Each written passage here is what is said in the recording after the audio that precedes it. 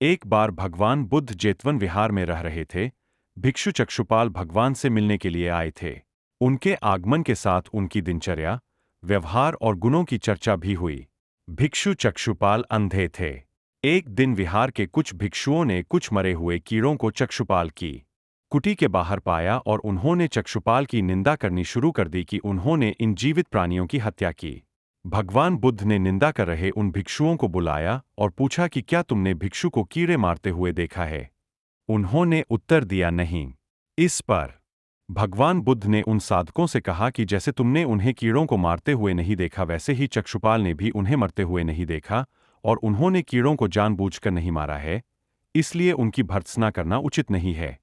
भिक्षुओं ने इसके बाद पूछा कि चक्षुपाल अंधे क्यों हैं? उन्होंने इस जन्म में अथवा पिछले जन्म में क्या पाप किए? भगवान बुद्ध ने चक्षुपाल के बारे में कहा कि वे पूर्व जन्म में एक चिकित्सक थे।